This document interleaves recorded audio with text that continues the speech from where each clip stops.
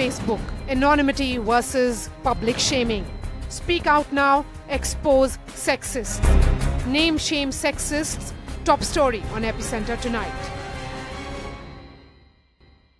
For generations, women remained silent because they feared their act of retaliation to sexism at workplaces would make them pay a price. When men groped women, we turned the other way, saying this is normal. When they hit us, we made it our shame instead of theirs. There are two disturbing events or developments that have taken place.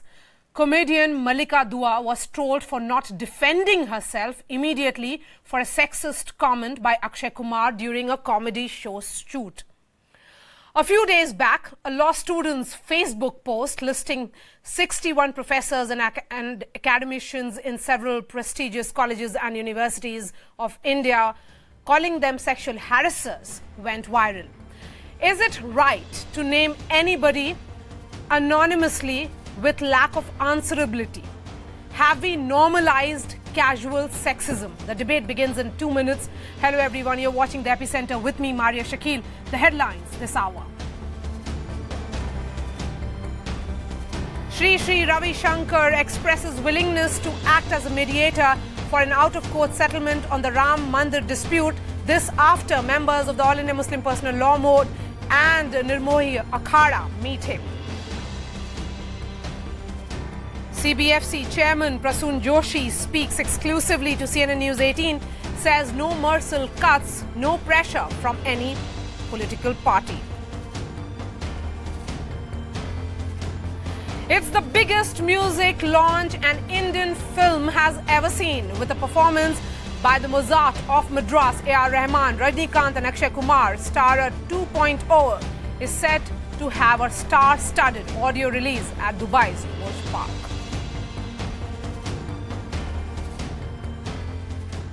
The Me Too campaign has gone viral world over, where women are standing up against their harassers. Now there is a debate around casual sexism. Have we normalized certain languages in our workplaces? Comedian Mallika Dua was trolled because she did not defend herself when Bollywood celebrity Akshay Kumar made a casual comment in a comedy show. Here's that story.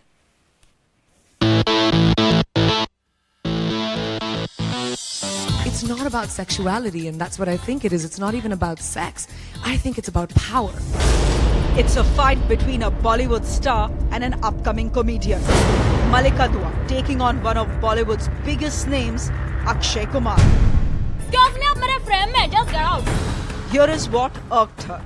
During the shoot of a show, he casually remarked to her, "Mallika ji, aap bell bajao, main aapko bajata hoon." Both Mallika and Akshay were judges at a comedy show, and according to the format of the show, ringing a bell is considered a thumbs up for the performance of an artist. Akshay's comment has sparked an outrage, with Mallika's father, Vinod Dua, fuming over the crass comment. Dua, a senior journalist, wrote a Facebook post questioning Akshay's right to abuse his co-worker. The video clip, interestingly, has been taken off the internet as the show hasn't aired just as yet. Mallika decided to go public and take a stand, but only after her father objected to Akshay's remarks. But in many cases, anonymity is still preferred over public shaming. Recently, a Facebook post has named 58 professors from India's topmost universities as sexual predators. But many argue that anonymous posts naming individuals without any proof damages their reputation unnecessarily. A few days ago, actor Priyanka Chopra had dropped a bombshell by saying that sexual harassment and sexism are very much part of Bollywood. She too hadn't named anyone though. I think it's about feeling powerful and feeling macho and putting a woman in her place. That will not be tolerated anymore. With this outcry that has happened when it comes to just the cleanup of Hollywood, as to say, that's going to happen everywhere in the world. And with all of us, actually powerful, accomplished, strong women coming together and saying, we are not going to stand for the fact that this has been happening anymore. We're going to stand shoulder to shoulder. Hopefully, for the next generation of girls, these men will not have the audacity to do that anymore. The Me Too campaign, where women narrate their stories of harassment, is surely a welcome step. But can that be said about the Him Too hashtag? It's a debate that will continue for a while. Has casual sexism become acceptable around us? All those dismissing the point of view of Malika Dua must realize that if we are not able to see the problem, then there is something seriously wrong because we have normalized it. Joining us this evening, Shelly Maheshwari Gupta is Mrs. Asia Pacific 2017. She joins me here in my studio. Ishkaran Bhandari is an advocate. Namita Bhandare is a columnist and senior journalist. Ishika Taneja is an actor. She joins me from Mumbai. Ishika, let me begin with you. I know it's in a very poor taste, but don't you think that women have also contributed in not reacting to this kind of language after all casual sexism? Let's not forget, that is also sexism.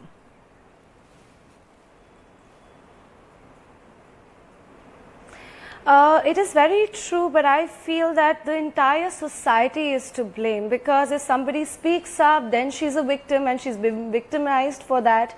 If she doesn't speak up, then she is just staying mum and actually, initiating and asking them and, provoking them to do it again and again. And we and you and everybody, there were so many posts about Me Too that just shows that everybody has been a victim of, somebody just ogling at you or maybe groping you in an inappropriate way, or maybe casual sexism.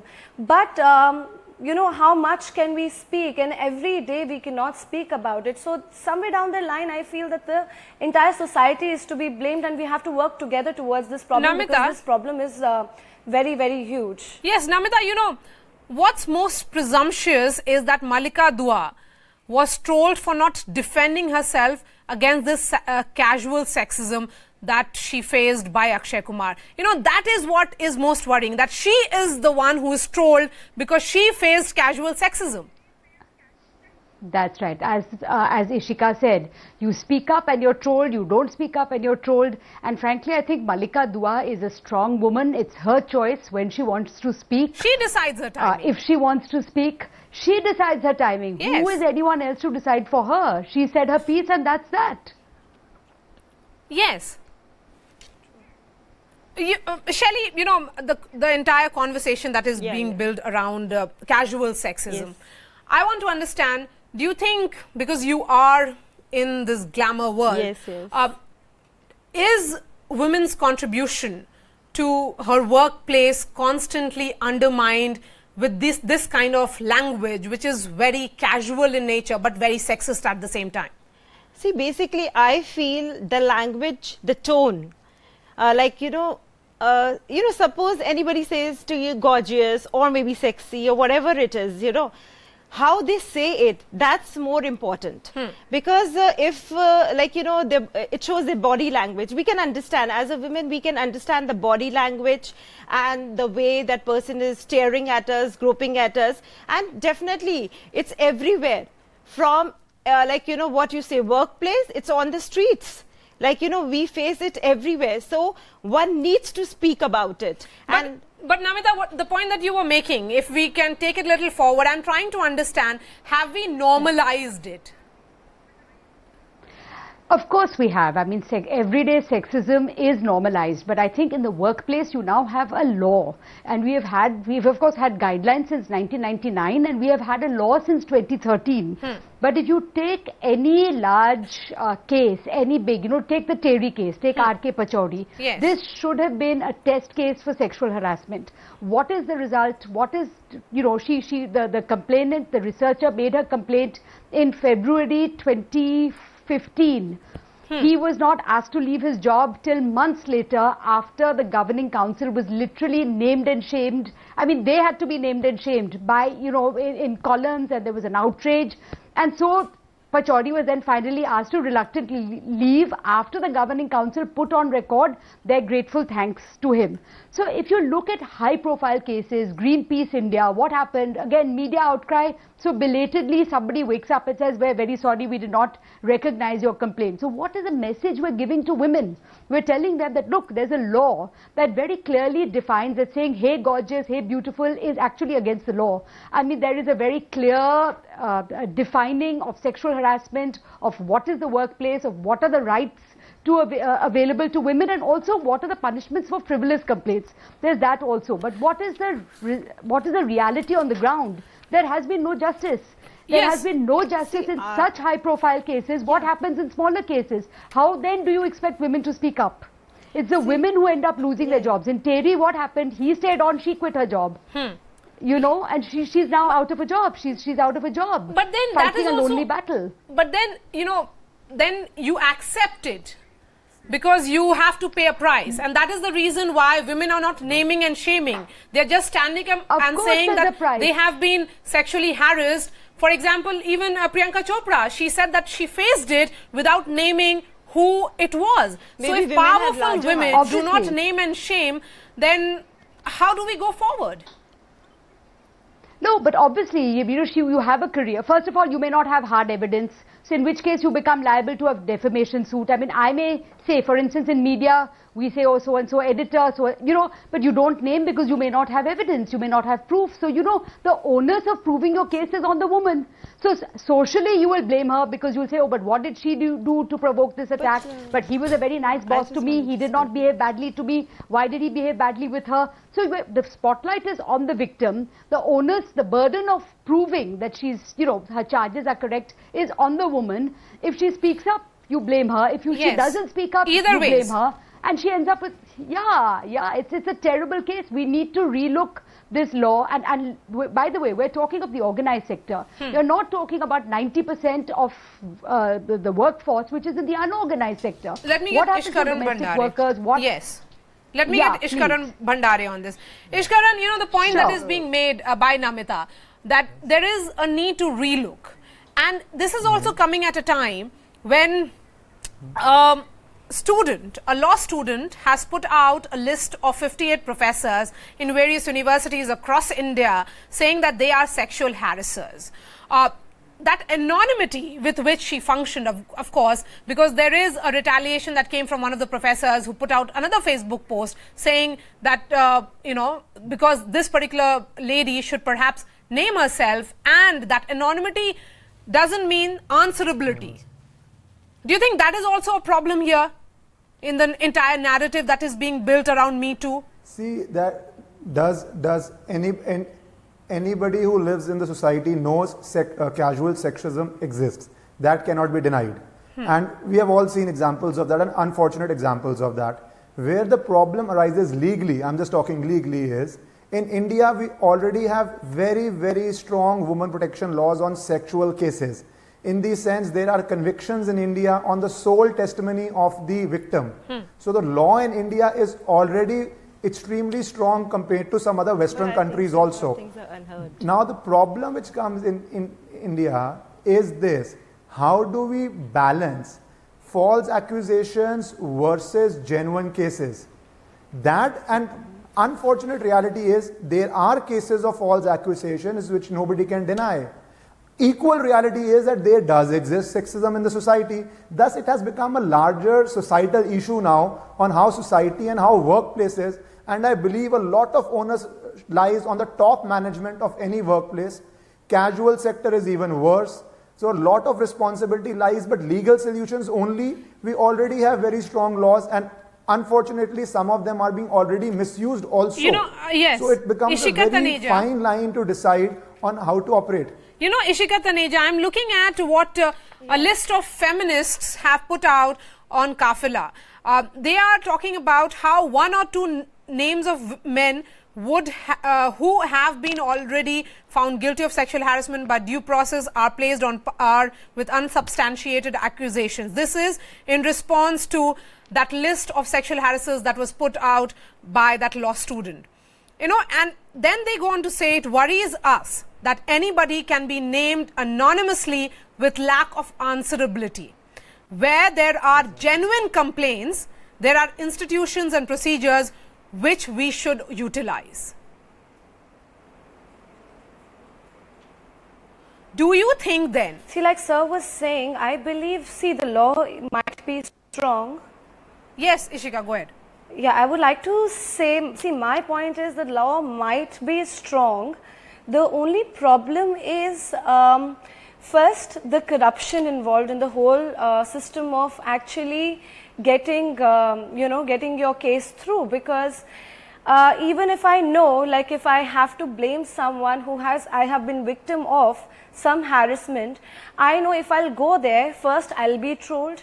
Second, I'll be facing the society till the time the actual result is out. And then you don't know whether the result will be out, because there is a lot of corruption, and we cannot, just be blindfolded with the fact that that does not exist. And maybe that is one of the reasons why this Me Too campaign was such an outrage, because everybody is boiling from inside. We all want to speak about it. We all feel ashamed of it, that we've been facing it but not speaking about it. But then we are still being anonymous, because we know that like she said, that we cannot prove it. We don't have proper proofs. Second, we feel that we'll be victimized. No, but you have put out a list of 58 professors. And then third, we don't know what when about we'll genuine complaints then? Get our result of a case that we actually file in. What about genuine complaints then? See this. Hello? Yes, Namita. Between genuine complaints and false genuine complaints, if the magnitude of the problem is very big, then we have to do it without it's basically like, yes. Yeah. Then we don't have a choice, because the magnitude of it is so big. Is so big. It has to come out with Me Too campaign, because it is a collective catharsis. It is what we have been repressed. Whatever has been repressed into us from the childhood, the violence begins in India from the womb itself. So many things for women who are aged, or their mothers that time. I'm talking about our most generations which are not being able to speak up. Nowadays girls can speak up, but these repressed things, they have to come out. And Me Too campaign is the collective catharsis, and it is definitely a very good thing, I feel, because once it's a realization, acknowledging what has happened to us, and then taking a step and breaking the silence. It gives a lot of courage to other women also, and it serves like a role model. No, but then if we look at anonymity versus naming and shaming, Namita.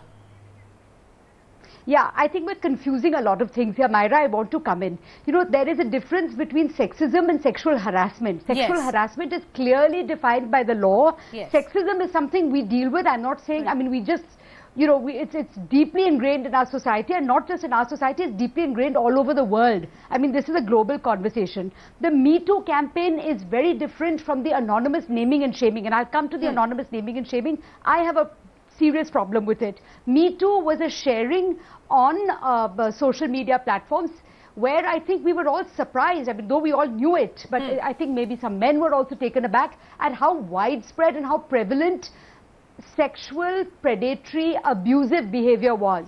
Right? I'm talking here of, ranging from, sexual harassment to actually outright rape. There was a range of emotion. It was a cathartic thing for a lot of women and men to speak up, saying that we have been victims of sexual assault. Anonymous complaint, I have a problem with it. I can understand where it's coming from. I can understand the rage, because I'm sorry to disagree with our lawyer friend over here when he says there have been convictions.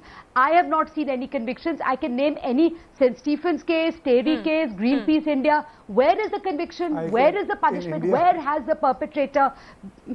I'm talking of India, sir. I'm talking of India. I'm not talking of, maybe we need to bring in financial I'm also talking of India. India law, the law is in India is... Yes, sir. I'm also talking of the India, Indian law. The law is very clear. The woman's testimony is given. Law is clear. In I'm India, agreeing with you, but women's where is the testimony is given a lot of importance, and in fact there are judgments which convict. So in India, on the larger social issue of sexism versus sexual harassment, I agree it's a different debate. But you can't have stronger laws than you already have in India on sexual harassment. Sir, you have a law on paper, but where is the law in action? Yeah, the rape cases are not lessening, it's increasing. Rape cases are overturned. I'm sorry, rape cases. What happened in Mahmood Farooqi case? A higher court judge went and overturned it and said no, there are two debates here, what the law is and how the law is being implemented. I am not on the law, sir. But there are so many loopholes. Sir, मेरी आवाज एक minute आप सुन लीजिए. Because the judicial process in India is slow.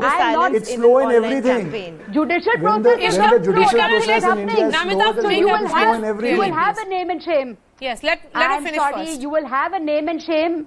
You will have a name and shame campaign simply because of the frustration arising from a judicial system that is A, extremely slow, B, overturns earlier convictions. What happened in Jindal school in the rape case? What kind of comments were being made about the victim? What happened in the Farooqi case? What do you expect a victim to feel? You want her to stand up. You want her to be a martyr. You want to crucify her on some cross. You want to blame and shame her. You don't even give her justice. And if you by chance give her justice, there is another court that will come and overturn it. After all, there is a provision, and Mr. Bhandari will confirm that there is a provision in the Sexual Harassment Act that knows how to respect personal boundaries and space. May I respond to this? Ishkaran, a quick response and then I'll get other panelists. Men don't know. See, the thing is, sorry. I agree with you completely. Judicial process in India is slow.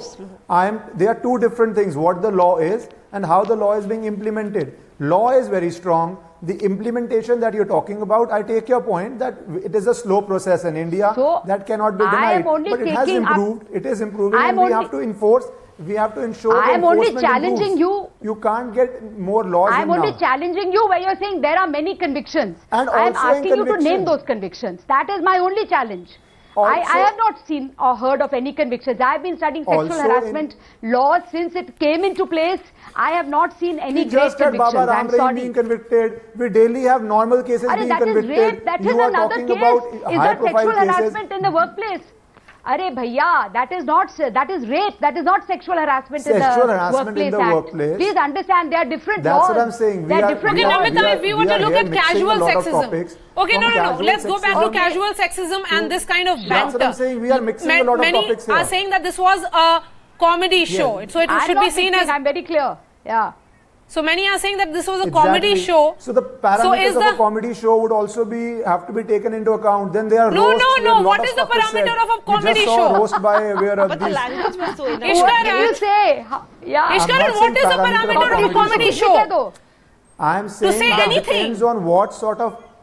Let's see, AIB just did a roast with 2 movie stars there. The parameters of that roast, where actors and actresses were involved, would be very different from an unwilling participant's comedy show.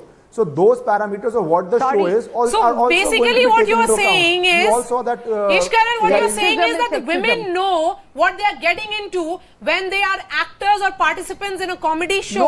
So they should be prepared to listen to this kind of lewd comments. Ishika, no. Would you respond to Ishkaran, please? No. I am saying not at all. Not at all. I started by saying that there exists casual sexism and it has to be tackled. But I think so men and women should know, if you will allow and me, should be comfortable enough to tell each other when it is out of line, when they've acted out of line. I feel like both men and women should be so comfortable, like, they should really tell when they have acted out of line. So why shouldn't we frankly tell? That's what I just want. And what you're saying, the casual sexism and all, why women should be prepared if they are acting or doing a comedy show to listen to all these stupid things about their body or about whatever it is. It's why we should be prepared. Like, I think so the language should be most appropriate, and women should frankly tell a man when he has acted out of line, when he has crossed the limit. That's the main thing. Which Malika did. Yes, and it's a very good thing. And that's why Me Too campaign is also the same thing. We are coming out. And why should we be silent? It's like, every time women are said, oh, it's very inappropriate. She has attracted the unwanted behavior because she wears dresses like this. Why on dresses? Or maybe just a patriarchal society. Boys are like boys. We are just listening to all these things. Boys are boys. Ishika, I'm looking at a number of comments that are coming on my Twitter line, and they are saying that this has to do with, it was a comedy show. So perhaps it should be acceptable. No way. Ishika, that is what is normalizing this kind of behavior. See, when you're getting involved in a comedy show, like he mentioned, roast, either you tell the participants, see, most of the comedy shows are already scripted and they know what they're getting into. And if they are accepting it, then only they'll come on it. So the first point lies whether she knew about this joke being cracked already or she didn't. If she did not, then she has to act upon it, because that was unacceptable, at least to any other woman, if not her. But if it is not already scripted and you just say it out loud without informing her, even if it is a comedy show, there are rules and regulations to it, and there are scripting done beforehand, and we all know what are we getting into. So it is not like you just get into it and you don't get to know about it. But if it is like happens on the go, and it is like something which was inappropriate, maybe then she should have acted upon. So only she would know whether she knew about the script or she wouldn't know about the script. I think so. This type of reporting should be encouraged. I am really telling you, this is an open culture. Women should be encouraged more to report all these things, and so that at least men or any other person should come to know where they have crossed the limit, and this is not acceptable behavior. Okay, we will talk about this in little more details now. We are slipping into a short break. This remains our top focus. Stay with us. We'll continue with our panelists on this discussion. What exactly is casual sexism, and have we really normalized it? Censorship and overzealous watchdogs, an overdose in democratic India. राजपूती कंगन में उतनी ही ताकत है जितनी राजपूती तलवार. From the Padmavati Rao over depicting history to Mersal over GST, now objections to harmless mimicry of Prime Minister Modi. All over, the fear and awe of government drives ardent bhakts. Will undemocratic political tilts preside over entertainment now? Has India's political class become oversensitive to any form of criticism? That's the big debate on Face Off at 9.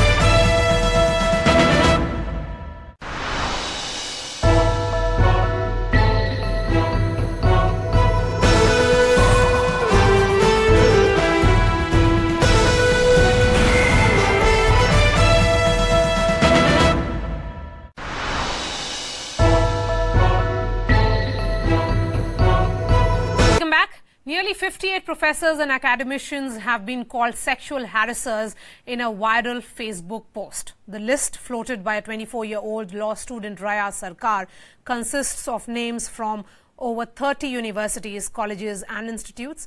And these are prestigious colleges and universities across India. Namita Bhandari, I'm coming to you. You know, putting out this list, yes, it's naming and shaming, but without giving context or explanation, isn't this, how will this really help the Me Too campaign? Or it's not. I don't think it's related to the Me Too campaign. I think the sequence of events has just been, you know, it started with the revelations of the Harvey Weinstein sexual harassment, where actresses spoke out and named him. See, that's the difference. You know, over here you have actresses speaking up saying that there is sexual harassment, but not yet reaching the stage where they feel confident enough to name the predators in our film industry. So it started with Harvey Weinstein. Then somebody said, let's do the Me Too campaign, which I believe was already a social media campaign from some years ago. But of course it went viral because a lot of people, men, mainly women, but also some men, wanted to speak up about being sexually abused in the past. And then came this. So I don't think this has anything, I mean, that's the sequence of events. I don't think this has anything to do with the Me Too campaign. I find it a bit worrying for two reasons. One is, of course, and at the risk of being called Savarna and an aging feminist, which is, I believe, what the younger feminists, because we don't want to get, I don't think feminism should be divided. Yes, we'll take views of New Age feminists also this after you have made your point. Yes. Absolutely. And I can understand, but I can completely understand the emotional frustration from where this list is coming. You know, the fact that convictions don't happen, the fact that due process is not followed. You know, you have an ICC, I have here some figures, Ernst & Young and FICCI did a survey recently on sexual harassment on the Workplace Act, and 31% of companies were not even compliant with the act. 36% of them had no ICC. You know, 40% of them had not bothered to train their ICC members. So people don't know. Women don't know what is the law. I mean, we confuse all the time. Lawyers confuse all the time sexual harassment with rape. You know, when you can have this coming from the law, you can imagine what is happening in companies.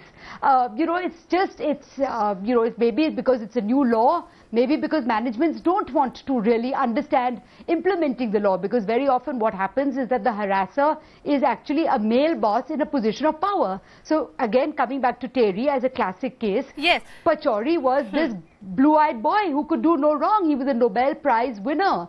And to take him on, I mean, the governing council just was so loath to sack him. I mean, it was, you know, it was quite disgraceful. Yes, but, you know, Ishkaran, the point that you have made, you know, even if it is anonymous post, there's a lot of contradiction, I mean, criticism that is coming now, that as to why, is it right for her to put out this list without making them, you know, by being anonymous.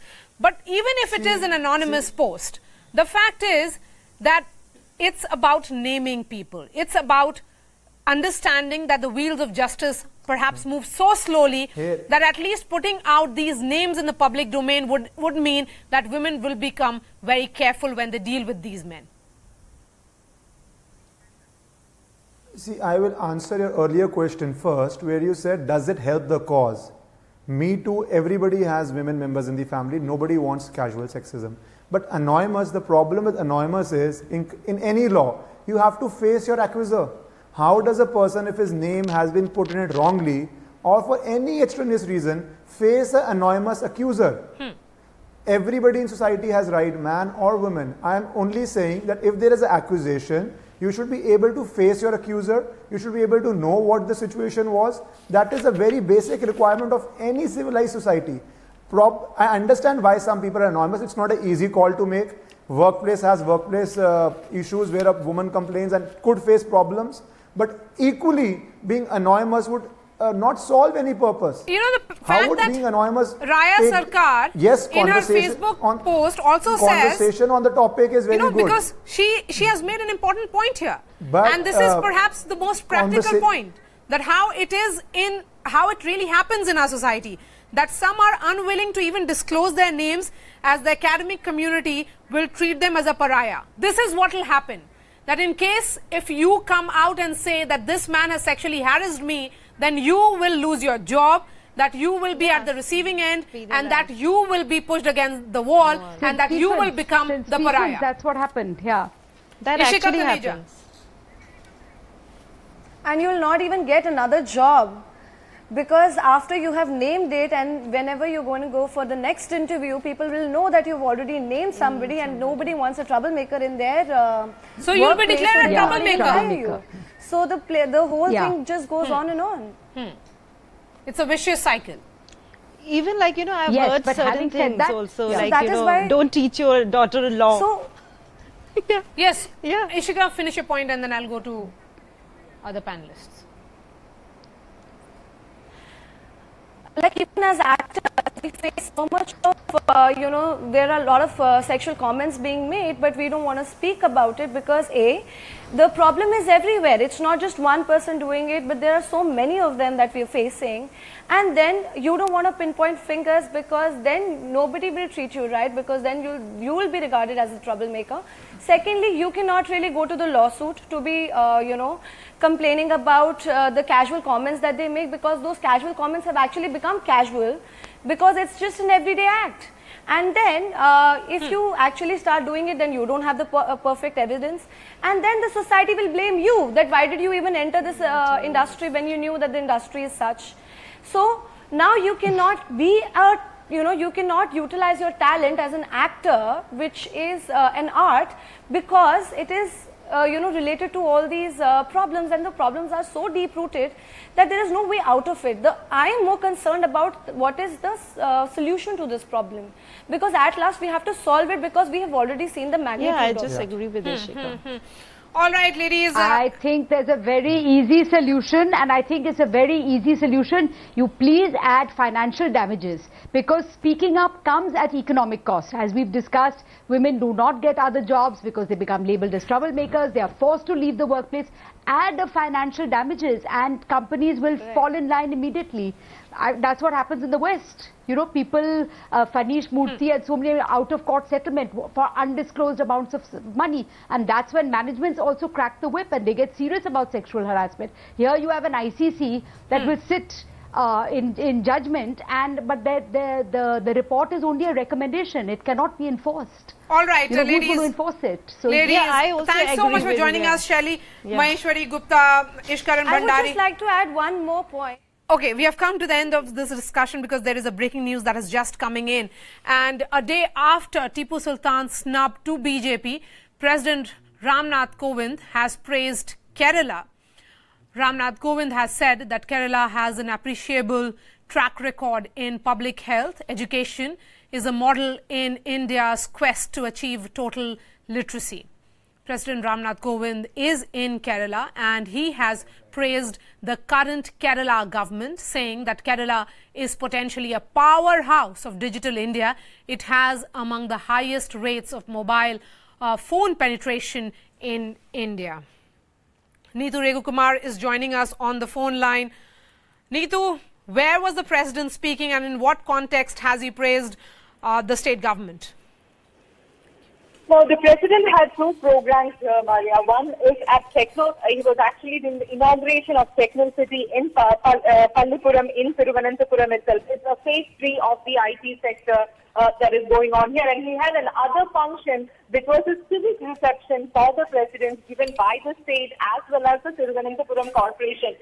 Apart from what he said, this was in his first speech in Pallipuram. He has just now also made, at his second speech, he has said that Kerala is actually the global face of India. That is what he said while speaking at the civic reception. He also spoke about the religious harmony that is prevalent in the state and said that for centuries the state has been home to many great religions, including Hinduism, Islam and Christianity, and everybody has given space to each other and has lived in harmony. And he also said that it is important to maintain this harmony at this time. So all words of praise for the state as well as the harmony, the literacy, the human development indices that is prevalent in the state. And this comes at a time when there is a tug of war going on with the left and the right. Politics is being played out between the CPM and BJP. BJP had just ended their Jan Raksha Yatra the other day, talking about the political violence and the jihadi terror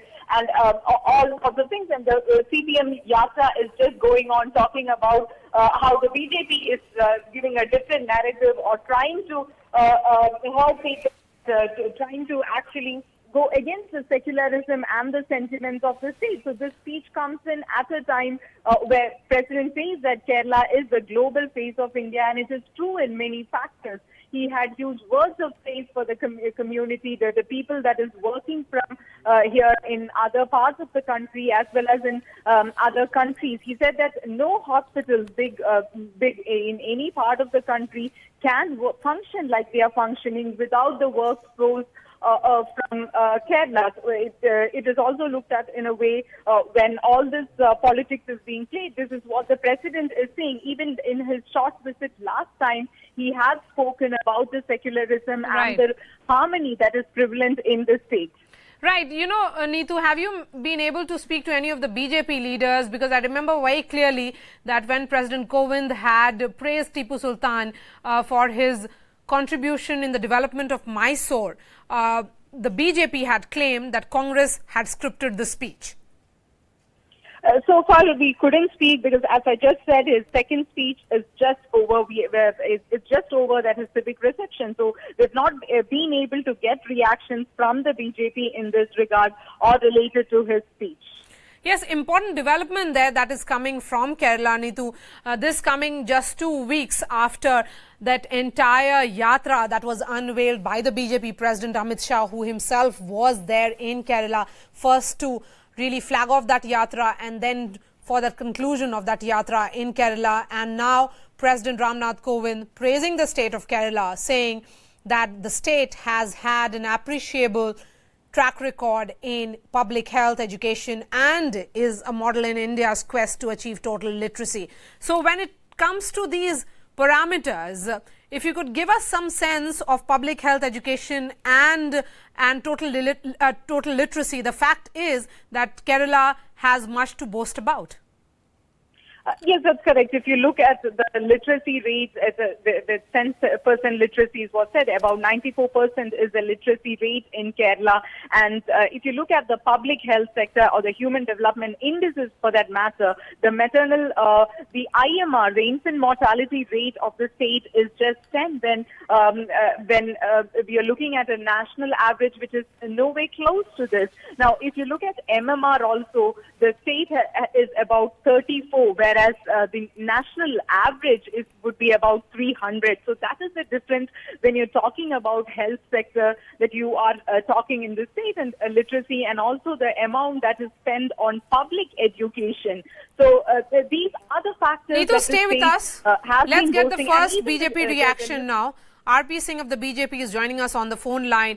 Mr. RP Singh, the BJP criticizes the functioning of the Kerala government, says that everything is going wrong in the state and that there is political violence that takes place in the state. And the president has gone ahead and praised the state of Kerala, talked about it, how it has made great achievements in various sectors, from education to public health to total literacy. Well, President in his right has praised the Kerala's functioning, but has he talked about the law and order in Kerala? No. How ideologically people have been killed in Kerala, how people have been butchered in Kerala, how RSS and BJP workers have been butchered in Kerala, how people, not from only RSS, BJP, from Congress also, from other political, diametrically opposite political parties, the people have been killed. I mean, how much political intolerance is there? I mean, that's a different parameter altogether. You would have spoken certain parameters, but human life is the biggest parameter today. And that there are issues on that, there are concerns about that. After the present CM has come in, 13 RSS and BJP workers have been killed there. I mean, recently 2 have been killed. So there are questions. I mean that can't be put on the carpet. But those what you are saying might be right, but the bigger question is there is no law and order state. But Mr. Singh, the fact that President says that he has in fact congratulated the state of Kerala for creating a remarkable hospitality industry speaks volumes of what he thinks of the state of Kerala. And let's not forget that the Chief Minister of Uttar Pradesh, who visited Kerala, that time itself, the Chief Minister of Kerala had tweeted